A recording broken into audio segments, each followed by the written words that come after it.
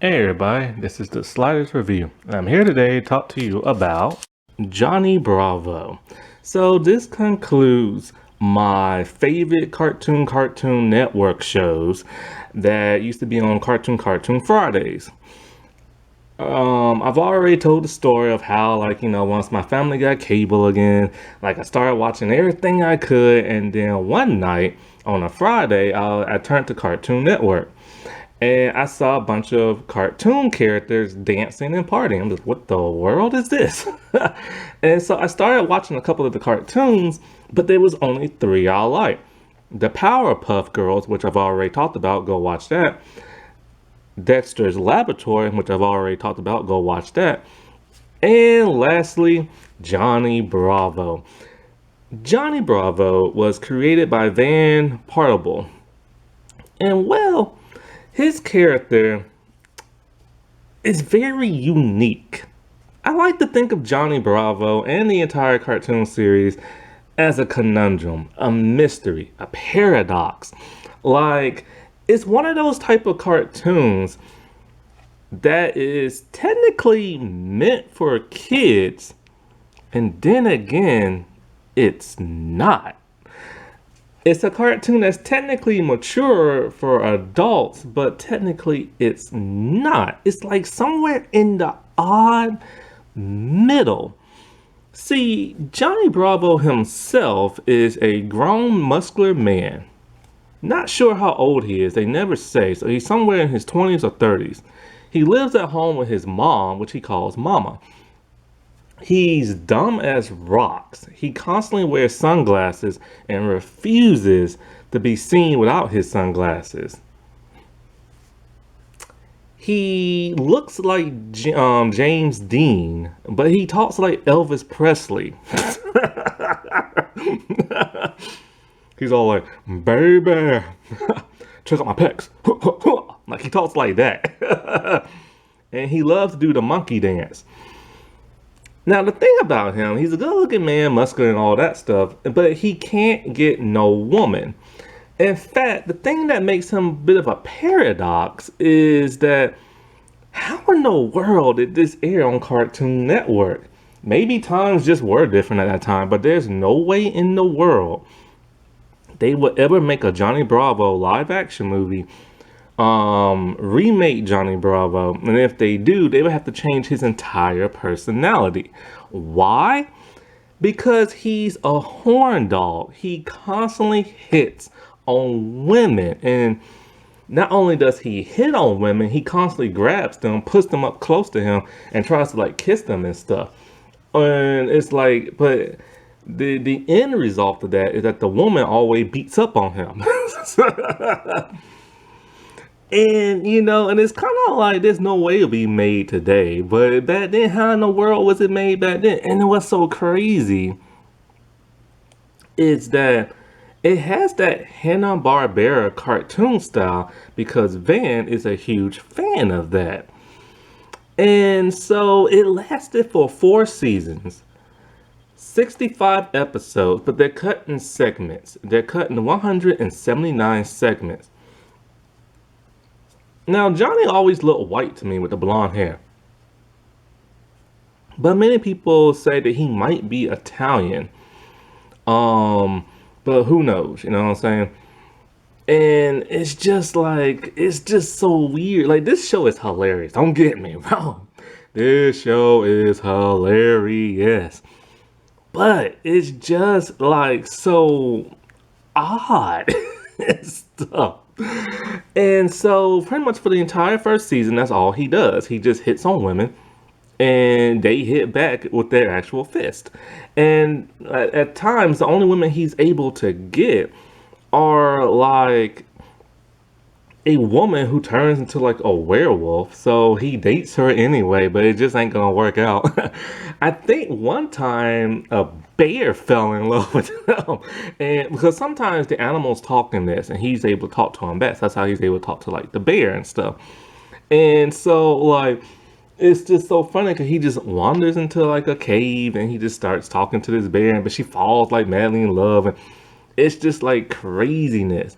By the second season, things started to change. he started hitting on women less and just started having a bunch of wacky adventures. And it pretty much like went on after that. Every once in a while he'll hit on a woman, but that was like occasionally and stuff. Now, he has crossed over with Scooby-Doo in a way. There's kind of like these promos where he's hanging out with the Scooby-Doo gang. It's great. It's amazing. Try to find that. Now, there is another segment in the first season that has to do with this little jungle boy and stuff. I've never understood why those segments were ever in there. I personally never watched them. I can never really get into them, you know what I'm saying? And so I just don't really know what they're about. I just know it's about some kind of jungle boy and anthropomorphic animals that he talks to. Johnny's only interacted with them, I think, maybe one time and stuff. And so the thing about Johnny is that he's very self-absorbed. He thinks he's the most good-looking man in the world. All women should want him. And it's just like, it's crazy. But then here's the even crazier part. One of his best friends is a little girl next door named Susie. Like, why is a grown man hanging out with a little girl for? It doesn't make no sense. And it's just like, and he also has a friend who's like a super geek named Carl, who he bullies at times, but he ends up hanging out. And then like other people on the show is his mom, who I said calls Mama, who cuddles him, but also get kind of annoyed by him at times. And then there's Pops, who's not really his dad. He's just the pop of the diner. So that's why they call him Pop and everything. And he's mostly there to give like advice to Johnny. Sometimes he won't really interact with the shenanigans that Johnny goes through. And boy, Johnny goes through some shenanigans. Now, also, there's a bunch of guests, like famous guest stars that appear in this. Donny Osmond, Adam West, Shaquille O'Neal, Seth Green. Like, it's just like insane. The Donny Osmond episode is very interesting and stuff. So much of the first season humor was adult humor. And they had people like Butch Hartman and Seth MacFarlane working with them. But here's the craziest thing. One of the reasons why it has like that Hanna-Barbera style, because Joseph Barbero also worked on it as well and was like a consultant. However, after the first season, something crazy happened. They fired Van. Now, it was put on hiatus for a good while, and then the second season came out. And then the reason why they said they fired him was because of the Warner Brothers takeover of Turner Broadcasting. And so they changed the humor and the tone from season 2 to 3, which is why it had more of a wackier hijinks type feel to it. And they also changed the animation style for the better. I didn't really like the first season animation style that much. Susie and Mama just had a weird look to them, but it got so much better by like the second season and stuff. But then for its last and final fourth season, it was on hiatus again. And then they brought back the original show creator Van and stuff. And he, and thank God the Jungle Boy never returned. Like I was so happy when that never returned. And so they did a couple of like specials. They did one Christmas special and they did like an Indian special where it's like a Bollywood type thing. And so like I think I saw the Christmas one. I wasn't really too thrilled about that. And I had no idea what the world was going on in the Bollywood one. Because Johnny's personality was just so different by that time. He was no longer that womanizing, like machismo type person that he used to be and stuff. Now this is on streaming, but you have to really look. Every once in a while, it'll come on one streaming site, and then it'll get taken down and put to like another. I'm not quite sure where it's at right now. Now, there are a couple of DVD releases. Johnny has his own first season out on DVD. Then there's like the best of the best Cartoon Networks special. And then there's other stuff where he's in like Scooby-Doo, Toon Tour Mysteries. Like he's in that for some bizarre reason, and a couple other stuff like the Christmas Rock episode, the Hall of Fame #1, 9 creepy cartoon capers, stuff like that. So you're able to find those DVDs. You can. Now, when Van got fired, they didn't just fire him, they fired everybody else that worked in the season one as well, including Seth MacFarlane and stuff. And so Seth just never came back, but that's where he got his start and everything, he said. And so, yeah, like once they fired everybody that was like, made the show great, the show just wasn't never really the same after that. Now, Mama Bravo, also known as Bunny, she's just sweet, caring. She lets Johnny live with her. She's older, big hip woman, gray hair. She's a little dumb herself. Not really too much about her. Mae Whitman voices Lil Susie next door. She's very talkative, very smart, very go-getter type. She loves hanging around Johnny, even though she thinks he's an idiot. But she gets on his nerves all the time. And of course, there is it's funny. There's like Carl, who, like I said, is a nerd, and he idolizes Johnny to death. Like he loves Johnny, right?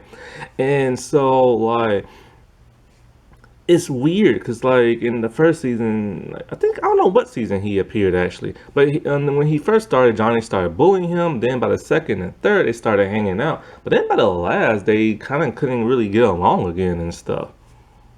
Now Jeff Barnett, he voices Johnny, and his voice is amazing. If they were to ever make a live action Johnny Bravo movie, I think they should probably go with the whole like him trying to hit on women, and then like they reject him, and him trying to get a date and trying to change his ways, or maybe he's forced to change his ways. Like maybe he gets like in trouble and has to go to court, and he's forced to change his ways, and one of those things he tries to do is actually try to get a woman in a respectful kind of way, but in a hijink kind of way, you know what I'm saying? I think Chris Hemsworth, or maybe what's Captain America's name? Chris Evans will be a great Johnny Bravo. Probably Chris Evans more, because a lot of people forget he used to do comedy and stuff. Now, The Rock, long time ago, there was supposed to be a Johnny Bravo live action movie starring The Rock. And of course, being The Rock, like, he was still in wrestling that time, and he was still getting into Hollywood, doing other stuff. And just like the whole Black Adam type thing, it just got put on the back burner, but now Black Adam's coming out. But he has no more interest in being Johnny Bravo. Ironically, when I read that years ago, it used to be up on this one site, but I can't find it no more. Oh, wait, hold on. Yeah, it's a planned film. Back in 2002, Warner Bros. Wanted to make it. With, of course, The Rock and everything. And they never ever did, so yeah. But it's like crazy. Like there's an episode where it's like Johnny sees Susie's like teacher and he likes her, so he tries to be Bravo Man, which is like this superhero type dude.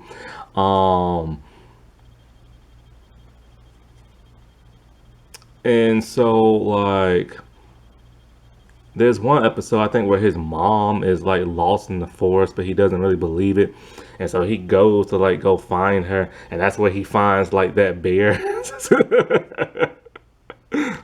Oh my God, Gabrielle Carteris. One time she guest starred as an antelope. See, Johnny was trying to do online dating, which was still taboo at that time, and he ends up getting catfished by an antelope. There's one episode where he thinks Santa Claus is a burglar, so he knocks the crap out of him. And of course, he has to do the whole Christmas Save the Day thing, so he has to be like Santa. Another guest star was Farrah Fawcett, of all people, back when she was alive. And it's like a birthday party of hers, and so like a bunch of hijinks happen, and apparently she's like Susie's cousin. Then there's a time when he's kidnapped by like two like alien women and stuff. So they think he's like the perfect man or whatever. So this is when the second season started getting a little bit more like crazy and stuff. And it's just like it was always one wacky like adventure like after another.